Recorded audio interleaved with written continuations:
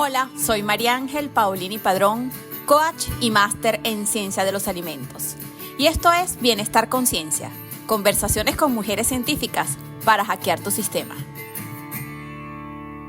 Hello hackers, espero que estén muy bien y hoy quiero darles la bienvenida a un nuevo episodio del podcast Bienestar Conciencia. En esta oportunidad y en el marco de la Semana Mundial de la Lactancia Materna, vamos a adentrarnos en uno de los temas más fascinantes y transformadores de la nutrición infantil, la ciencia de la leche materna. La leche materna no es solo un alimento, es, como algunas fuentes lo definen, un fluido inteligente. Es un cóctel biológico que ha sido diseñado por la naturaleza no solo para nutrir, sino también para proteger y fortalecer el desarrollo de los recién nacidos. Es mucho más que grasas, proteínas y azúcares. Contiene anticuerpos, contiene enzimas inmunológicas, hormonas, células vivas y factores de crecimiento que no solo alimentan, sino que también estimulan el sistema inmunológico de tu bebé y actúan como una primera vacuna, reduciendo el riesgo de infecciones, alergias e incluso enfermedades a lo largo de su vida. Sin embargo, existen algunos mitos, dudas y muchos desafíos alrededor de cómo se produce, cómo se conserva y cómo se administra este vital líquido. Y con esto en mente, hoy tengo como invitada a la doctora Tamara Rosales, médica especialista en pediatría e infectología pediátrica del Hospital de Niños JM de los Ríos y de la UCB en Caracas, Venezuela. Ella ejerció su profesión en el Instituto de Medicina Tropical de la Universidad Central de Venezuela y es promotora y capacitadora en lactancia materna certificada por UNICEF. Además, es fundadora o cofundadora de Ama Lactar, Crianza y Apego, de lo cual nos va a hablar en unos minutos. También se ha desempeñado como médica especialista y miembro del Comité de Infecciones del Hospital Pediátrico Vaca Ortiz en Quito, Ecuador, y fue docente del posgrado de pediatría de la Universidad Católica del Ecuador en esa misma ciudad. Actualmente se desempeña como gerente médico vacunas senior del laboratorio GlaxoSmithKline para Chile, Ecuador y Perú. Así que con ella vamos a estar explorando cómo hackear la ciencia de la leche materna para que tú que te conectas hoy día tomes decisiones más informadas, basadas en la mejor evidencia para acompañarte en este viaje biológico y único de amamantar a tu bebé. Bienvenida Tamara y gracias por unirte a este espacio y a esta movida que educa para la salud. Sí, María Ángel, excelente, de verdad, súper feliz de esta invitación y por supuesto conmemorando esta semana que nos da muchísimos espacios para poder seguir aportando y cooperando en una salud infantil mucho más productiva. Así es, Tamara. Y mira, para comenzar y entrar de lleno al tema, me gustaría que nos pudieras conversar desde tu conocimiento, cómo ocurre ese proceso de inicio de producción de la leche materna, porque sabemos tan poquito de la leche materna que esta parte de cómo se produce tiene como un halo de misterio. Así que cuéntanos Sí. desde la evidencia, cómo es que ocurre ese proceso. Claro. Bien, allí es súper importante conocer que realmente absolutamente todo el aparato reproductor femenino y todo el sistema hormonal de la mujer está preparado para ello desde el inicio, casi que desde el nacimiento de cualquier bebé femenina, estamos listas. Existen, digamos, las porciones más infantiles de la glándula mamaria que progresivamente van a ir madurando y gracias a toda la cascada hormonal que trae con la pubertad, estas glándulas mamarias comienzan a estar como preparadas para que cuando llegue el momento se comience a producir como tal la leche materna. Entonces, estas glándulas mamarias van a ir acompañadas o van rodeadas de mucho tejido adiposo y allí rompemos el primer mito, que es el tamaño Ah, de la mama, ¿ok? El tamaño de los pechos, de las mamas, de las chichis, de las pechugas, dependiendo del país que nos estén oyendo, es diferente el nombre. No tiene absolutamente nada que ver con la capacidad de producción. Allí está uno de los elementos porque los acinos, los diferentes componentes de la glándula tienen una cantidad específica y están rodeados es de tejido adiposo y el tejido adiposo no tiene nada que ver con la producción de la leche y es el que le da el volumen a la glándula mamaria como tal. ¿Ok? Entonces allí, primer punto.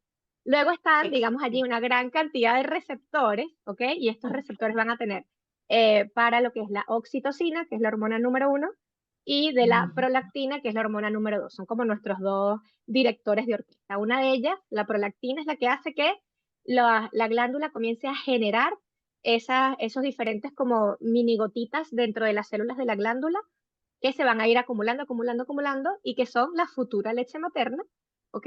Y luego está la prolactina, que es la que se encarga de, perdón, la oxitocina, que es la que se encarga de la eyección, ¿ok? De hecho, las que hemos Oh, tenido la oportunidad de amamantar, en cierto momento nos pudimos dar cuenta que como que es casi que un chorro súper potente la salida de la leche materna a través del pezón y justamente esa salida se logra es gracias a ese gran impulso de contracción. Hay músculo allí trabajando alrededor de todos los conductos secretores para poder lograr la salida de la leche materna, ¿no? Entonces son allí esos dos, digamos, componentes hormonales.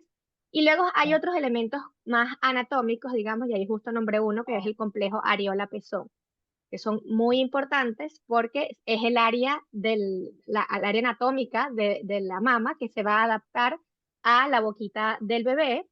Y de nuevo ahí derribamos otro mito, que no tiene nada que ver el tamaño del pezón con la efectividad o con el buen agarre del bebé a esa mama. Y por lo tanto, esa exitosa lactancia materna se logra es cuando el bebé logra una apertura grande de su boquita para que absolutamente todo el complejo areola-pezón, que es toda la parte, digamos, oscurita que tenemos alrededor mm, del pezón, pueda entrar dentro de su boca, adaptarse al paladar duro, ¿ok? Que es esa porción que ajá, tenemos en el cielo de la boca, digamos, la parte el más pelo de durita, la boca, correcto. ajá, que tenemos dentro de la boca y allí, a través de los movimientos de la lengua y de la succión con los labios, es que se logra hacer los primeros estímulos que son totalmente táctiles, ¿ok? Para Ujú. que entonces allí se libere la oxitocina y lo que ya generó la prolactina, que fueron esos depósitos, digamos, intracelulares de leche, se puedan excretar y salir a través de los diferentes canalículos y finalmente llegar a la boquita del bebé, ¿no? Entonces es todo como una serie de eventos que comenzaron años antes de que ese bebé estuviese en nuestros brazos, listo para comer, y que nos va dando como que cada uno de esos eh, pasos para estar finalmente preparados, ¿no? Sea, que nos hemos preparado por años para ese momento. Exactamente, sí, sí, sí, tal cual. Y entonces, todo esto que está relacionado con la oferta y la demanda y lo que se conoce como el reflejo de bajada, ¿eso es una realidad? ¿Cómo se puede regular ese reflejo de la bajada? ¿Y cómo se puede administrar ese mecanismo de oferta y demanda durante la lactancia? Sí, eso es importantísimo. Mira, las primeras horas del nacimiento del bebé, o casi que los primeros minutos, son vitales para que este balance y este equilibrio se desarrolle. En Ok. primer lugar, el momento en el cual ocurren las contracciones uterinas para que ocurra la dilatación y finalmente el nacimiento del bebé, ya eso le va dando señales a nuestro sistema hormonal para que la oxitocina, que es la misma, que hace que se expulse la placenta, actúe y trabaje directamente en nuestra glándula mamaria, ¿no? Entonces ahí tenemos ese protagonista del que hablábamos antes trabajando en dos órganos que son como principales al momento del nacimiento del bebé. Entonces, esa misma oxitocina que va a hacer que es que la mamá deje de sangrar y que ya la placenta salga y que todo salga bien en el parto, es la misma que va a hacer ahora, comencemos a alimentar a este muchachito o muchachita y se comienza a excretar la leche. Entonces, allí el primer punto. Por eso es tan vital lo que se le llama el alojamiento conjunto o también el apego precoz. Son dos, digamos, actos muy importantes y que de hecho son parte de los derechos del binomio materno-fetal, en el que apenas nace ese bebé, ya nosotros podemos perfectamente pinzar el cordón, identificar todo lo que es el bienestar fetal o el bienestar del bebé recién nacido y enseguida, en los primeros minutos, un par de minutos después de nacido o incluso antes, de una vez, lograr lo que se llama el apego precoz y es que el bebé ya ponga su boquita en esa complejo areola pezón y podamos hacer ese primer apego. Muy probablemente en ese momento no va a salir leche. Es algo que tenemos que tener Ajá. clarísimo. Ah, De eso hecho, está yo, súper sí, interesante sí, que lo sí. comentes. De hecho, yo tuve una lactancia muy exitosa porque, bueno, le recé a miles de santos y me preparé muchísimo, pero sí es importante, y sí logré que salieran gotitas en esos primeros minutos. Y recuerdo que Ángela, que es mi otra compañera de Malactar, casi que abría la champaña porque es realmente algo que no es Qué frecuente. bella. Lograr gotitas en los primeros minutos u horas del día del bebé es muy poco probable. Pero bueno, se logra, no el 100% de las madres lo logran, pero no es un indicador ni de éxito ni de fracaso. ¿Ok? Es algo que puede Atención con pasar esto, o súper no. importante. Exactamente.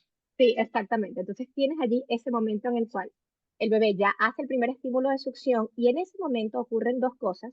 Y uno es que el bebé va a estar su primera hora de vida, el 99% de los niños en su primera hora de vida están despiertos, activos, así como Ah, adrenalina full. Son bebés que están, ok, ¿qué es esto? ¿Ahora dónde estoy? ¿Por qué me sacaron? Yo es lo que tenía en el ombligo, ahora respiro, yo estaba rodeado de líquido, ¿qué es esto? Todo ese mm, cambio del medio líquido en el que estaban dentro del útero, sin ruido, sin luz, ahora se convierte en un espacio de hiperestimulación y en ese momento tenemos que aprovechar porque el reflejo de succión, como su nombre lo indica, es un reflejo. Y por lo oh, tanto, tenemos que aprovechar ese momento antes de que el bebé se agote de toda esa mm, estimulación y él, de nuevo, claro, 99% de los niños después de esa primera hora de hiperactividad o de, no hiperactividad, de actividad, claro. se Se duerme. descansan, se relajan y se duermen. Entonces, ¿qué pasa muchas veces? Que entonces se llevan al bebé, vamos a sacarle las huellitas, vamos a medirlo, Entonces hay muchas oportunidades después, cuando ya lo esté dormido, de hacerle todo eso. Vamos a medirle si le quedó el saquito que le tejió la abuela. O sea, no estamos interesados en eso, hay que succionar. En esa primera hora de vida hay que succionar, es importantísimo. Ok, ¿Por qué? Porque el bebé va a empezar a aprender, la mamá se va a enterar de todo lo que está pasando, ok, mi bebé nació y está bien, porque además es importante, el reflejo de succión es uno de los elementos de bienestar fetal y entonces ok, vamos entonces a darle la información al cuerpo de esa mamá que ya no hay que seguir sangrando ni contrayendo el útero, sino que tenemos que empezar a que esa oxitocina empiece a trabajar en la dos. eyección. ¿Ok? Entonces allí Oh, está esa primera hora de vida. Y además de eso, algo que ocurre mucho es, no aprovechas esa hora y el bebé puede ser que se duerma, pero se va a despertar como con poca actividad, muy poco estimulado, porque justamente no tuvo ese primer periodo de apego, y eso se puede asociar a hipoglicemias, baja en la glucosa, no sé qué, y entonces allí es donde el personal de salud se ve tentado, vamos a darle bien, un biberón, un teterito, claro. una uncita, un tal, y realmente es algo que es muy contraproducente y es consecuencia de no haber hecho ese apego precoz porque es muy Mm, contraproducente y ahí la idea no es satanizar las fórmulas infantiles, pero sí es muy correcto. importante que se conviertan nunca en el plan A, que no sean el plan A en ningún momento, ¿ok? ¿Por qué Mm, razón? Porque en este escenario, cuando nosotros estamos comenzando a aprender a comer, tenemos un volumen gástrico que es muy chiquitito, ¿ok? De así. hecho, es más pequeño que una uva. Y todos los que hemos visto una uva, que hemos cantado las campanadas el 31 de diciembre, todos los que hemos visto una uva sabemos que eso es mucho menos de una onza. Una onza son Total, 30 mililitros, ¿ok? Es Carla. bastante comparado con eso. Es Entonces, si mucho. le ponemos una oncita, por mucho que le pongamos el diminutivo a la oncita, es mucho más volumen que Claro. colocarle el volumen de una uva a un bebé. Entonces, ¿qué Oh, estamos haciendo allí? Estamos incrementando la capacidad gástrica en un seno o un pecho materno que no ha aprendido cuánta leche tiene que producir y allí comienza ese desbalance que tú comentas. ¿Ok? Entonces, ah, este bebé va a comenzar a tener una capacidad gástrica de 30 mililitros, por ejemplo, y claro, una mamá que produce apenas unas gotas. Entonces ahí es cuando claro, comenzamos, no estoy produciendo suficiente, fracaso total, no sé qué, empezamos como que a culpabilizarnos claro. y es porque La estamos angustia que ocurre por no correcto. poder, Entonces, por sentir que no se alimentó bien o que y no se es tal alimentó cual. bien el bebé. Exactamente, porque no estamos sincronizando el crecimiento de la cavidad gástrica, de ese saquito donde va a entrar la comida, Con la con la producción. producción de la leche materna. Entonces, por eso es que la Oh, idea es que sean simultáneos. Y también está el caso contrario, ¿ok? Que esta ah, es la experiencia, por ejemplo, de mi hermana y tengo un par de pacientes más, que ok. entonces dicen, no, tengo que empezar de una vez el banco de leche, casi que en la clínica tienen el extractor allí y Ah, entonces, mira, porque el ok. calostro es lo más importante, ya vamos a hablar lo que es calostro, Sí. la primera lechecita es la más vital, esa es la que tenemos que preservar más, no sé qué, y entonces se conectan al extractor, y entonces el pecho que cree que tuvo gemelo ¿entiendes? Y Gemelos o produce más. trillizos.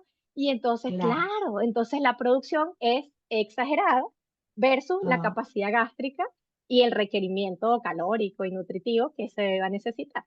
¿ok? Entonces, de nuevo, ahí lograr ese equilibrio, lo más importante y lo que te va a dar la garantía es el alojamiento conjunto y que ese muchachito no se separe de su mamá, siempre que sea posible, evidentemente, que le tienen que hacer las pruebas de audición, vaya, lléveselo y venga, que va a venir el cardiólogo, no sé qué, vaya y venga. Todo eso puede suceder, o que, por ejemplo, la mamá se haya Por complicado, un desgarro, lo que sea, perfecto, pero lo ideal es que ese bebé no esté separado por tanto más allá tiempo. de 1 hora, 40 minutos máximo a esa mamá, porque además de eso, la frecuencia y el ritmo de lactancia aún no se ha establecido, entonces no tienes cómo saber cuándo se va a despertar, cuándo va a querer, etcétera, etcétera. Y más aún todo ese entrenamiento que la mamá tiene que empezar a ir desarrollando, ¿no? Para lograr un apego afectivo, Obviamente, etcétera. ¿Ok? claro.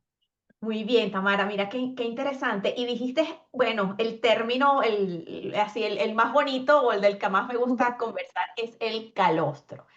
Cuéntanos un Ujú. poquito de el calostro y por qué es tan valioso y en ese sentido luego háblanos de esa composición de la leche materna, porque algo que sí sabemos es que esa Ajá, leche materna va cambiando en el tiempo correcto. y eso es Sí. también súper importante y tiene mucho sentido con esto que tú nos acabas de explicar de esa relación entre mamá y bebé, en el que en la medida de que ese bebé necesita ciertos y determinados elementos, pues también esa leche va cambiando su composición.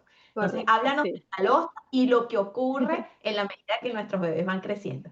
Buenísimo. Bien, mira, allí el tema es que nuestra glándula mamaria está diseñada por la naturaleza para poder producir específicamente la composición que ese bebé va a requerir. E incluso a lo largo del tiempo puede cambiar esa composición dependiendo del requerimiento de ese bebé. Ejemplo, o Oh, digamos, las 3 primeras fases o como las tradicionales son el calostro, la leche de transición, ¿ok? Y la leche ajá, madura, ¿ok? Son esas 3 etapas. El calostro suele durar más o menos una semana, pero hay data donde se ha reportado que los pacientes prematuros, sus madres, mm, logran producir hasta semanas de calostro. oh, ¿Ok? imagínate. Entonces, eso está totalmente evidenciado. ¿Por qué razón? Porque los requerimientos del prematuro se parecen mucho a los del feto, que debió haberse quedado un Claro, poquito más en el medio intrauterino, en el hornito, aún ahí cocinándose, y justamente la glándula mamaria trata de reponer. ¿Qué es lo que ocurre? ok. Allí en el calostro tenemos una gran cantidad de inmunoglobulinas. Y esa palabra, a pesar de Mm. que suena así como inventada por la doctora Juguete, son nuestros anticuerpos, ¿ok? Son Así, nuestras defensas. Las defensas nos permiten generar lo que sería como una especie de barrera a nivel de las mucosas y ok. esa barrera hace que tengamos un menor riesgo de infecciones diarreicas, gastrointestinales, patologías respiratorias, ¿ok? Principalmente esas dos son las que tienen un poquito más de data, pero también nos ayuda a protegernos de algunos alergenos, por ejemplo. Entonces tiene Ok, también un factor protector para todo el componente de atopias, ¿ok? O de dermatitis atópica, asma, rinitis alérgica, todo este mm, tema. Y la proporción de inmunoglobulinas efectivamente va a ir disminuyendo a lo largo del tiempo cuando pasamos hacia leche madura, pero eso no quiere ok, decir que desaparezca. ¿Ok? Absolutamente todas las leches, la leche materna que tú estudies a lo largo de la vida de ese bebé que va a recibir lactancia, va a contener ajá, inmunoglobulinas. Sigue siendo un componente. Las inmunoglobulinas son proteínas. ¿Ok? Y por bien, lo tanto, el componente proteico tiene lactoalbúmina, que es la proteína de la leche materna, que es una proteína ujú, homóloga, que no es alergénica, y las inmunoglobulinas, entre otros. ¿Ok? También hay algo muy importante que son los lípidos, ¿ok? Y de hecho es en uno de los componentes en los cuales tienes más, ha habido como que más estudios para todo lo que cierta. es madurez cerebral, madurez neuronal, todo lo que es sistema nervioso. Y además de eso, los lípidos, y bueno, todos los que hemos hecho una dieta en algún momento lo sabemos, los lípidos son los que aportan más calorías. ¿Ok? Entonces, lo mismo, el componente lipídico en un paciente prematuro que necesita ganar peso va a ser más alto que el componente lipídico de un bebé que ya nació eutrófico, digamos, con un Claro. peso adecuado para su edad y para la gestación que logró alcanzar, ¿no? Entonces, justamente, todas esas adaptaciones van ocurriendo de forma automática, no Mm, necesitamos hacernos ningún tipo de programación y es realmente ok, súper positivo. Pero de nuevo, allí lo más importante es que tengamos claros que esa transición la vamos a hacer de forma paulatina, sin ningún tipo de que haya que ver, por ejemplo, cambios a nivel nutricional de la madre, ni mucho menos, ¿no? Ahí lo ok, principal es que la madre se mantenga hidratada, el estímulo de succión del bebé es importantísimo y como te comentaba, yo por lo menos ahí en la experiencia que he tenido, retrasar al máximo el uso del extractor de leche, a menos de que sea un bebé que esté en incubadora, que no logre succionar, es otra historia y el caso por supuesto hay que individualizarlo, pero en el escenario Por de una supuesto. madre con un bebé a término que se va a su casa en un par de días y que todo ha sido, digamos, como la historia natural ha ido mostrando, no deberíamos Pero, tener que iniciar lo que es extracción de forma tan temprana. mm, ¿Sí? Bien. y Y nos otra queda cosa más que te quería esta decir. última, nos queda Ajá, la última, exacto. esta Ajá, leche madura, ajá. Y la ¿no? leche madura puede tener cambios también. Incluso hay datos que dicen que la leche de la noche Ajá. puede tener hasta componentes que pueden ser como que producen un poquito más de sueño que la leche en el día. ¿Ok? Ah, mira, Incluso, sí, incluso me sucedió ahí a mí, esto es algo que no tiene una evidencia, pero lo viví como madre, y es que ok. a mí me pasaba, mi hijo tenía muy mal dormir en las noches, me costó horrores lograr que hiciera un sueño continuo, pero una vez leí ese cambio y decía que las madres que hacían bancos de leche por temas laborales y tal, como esos bebés se Ah, tomaban la leche de la noche en el día, porque era una leche descongelada, ¿ok? Entonces claro. podía ser que no tuviesen como que esa señal como microbiológica o mejor dicho, no microbiológica, esa señal como molecular de que vas a Claro. recibir la leche de la noche y no la leche del día, ¿no? Son como ciertas teorías. Pero lo que sí está demostrado es que cuando el bebé se enferma, ya con leche madura, ya un bebé ponte de 3, 6 meses, cuando un bebé se Ok. enferma, el componente de anticuerpos de ese bebé, de esa leche, va a aumentar nuevamente. Es como que Oh, nuestro organismo identifica, epa, el este niño necesita como que darle ahí un refuerzo, un un empujoncito, e impulsito incrementa de extra. nuevo el componente. Sí, señor. Eso es lo que está súper identificado. Mira, me parece súper interesante y el hecho de que tú misma nos compartas que hay información que todavía no manejamos, nos deja Ujú. ver a quienes nos escuchan en este momento, bueno, todo ese mundo que tenemos por explorar de lo que significa no solo la composición de la leche materna, sino los cambios que fisiológicamente hace para acompañar a ese bebé en cada una de esas etapas.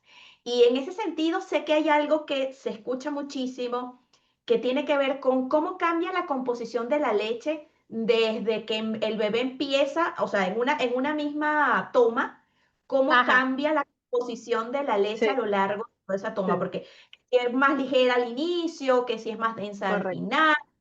Cuéntanos un poquito sobre eso, Sí, porque creo que está muy relacionado con la misma sensación de llenura que puede tener ese bebé sí, tal cual, importantísimo. al recibir la lactancia e incluso que también le permita a las mamás quedarse tranquilas con el hecho de que está recibiendo todo el perfil nutricional que necesita su bebé en Sí, ese momento.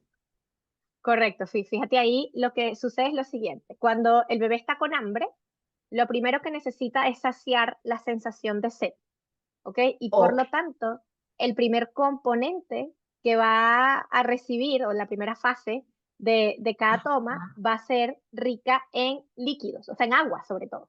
¿Ok? Va a tener mucho, mucho componente de carbohidratos y agua. Luego Ujú. de eso, la leche va, digamos, como que adquiriendo su consistencia usual.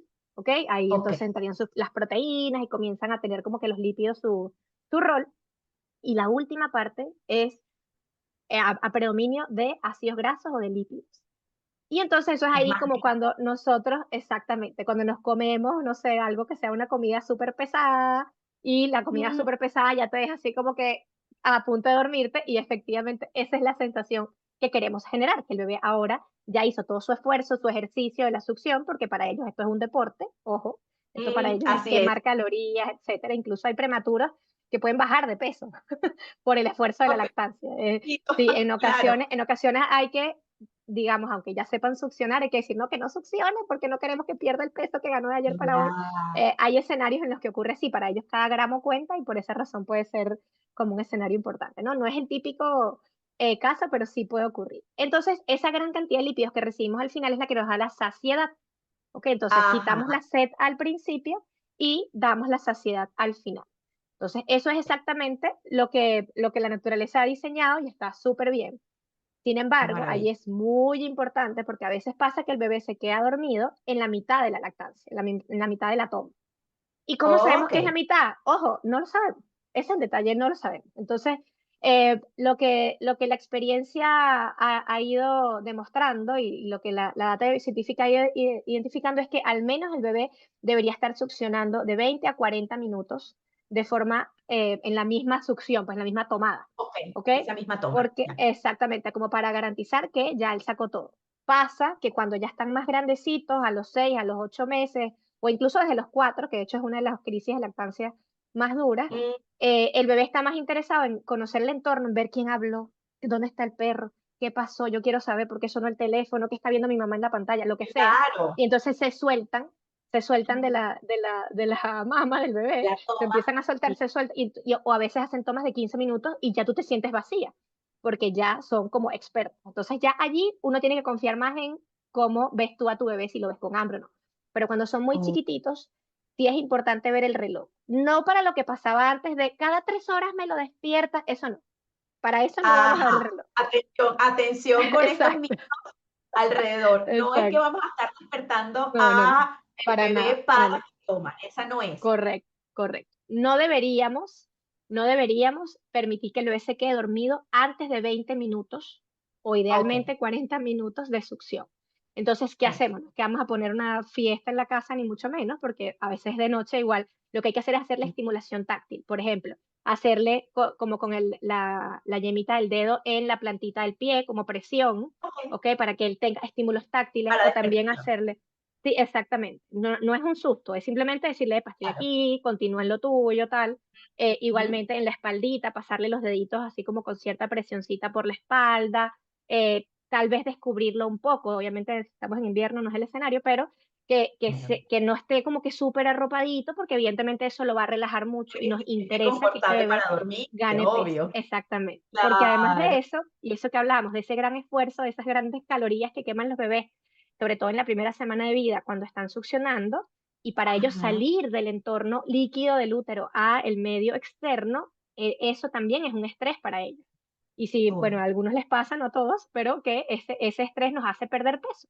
Entonces hay un ok. porcentaje de niños que pierden hasta el 7% del peso con el que nacieron, 7 a 10% en la primera semana de vida. Entonces van a su primer chequeo con el pediatra y la mamá siente que lo está haciendo buenísimo, lactancia materna, obviamente tiene un ojo cerrado, un ojo abierto la pobre, y cuando le dicen el niño Sí. bajó de peso, les parece la peor noticia del mundo. Pero es hiper frecuente y no es una mala noticia, es algo usual.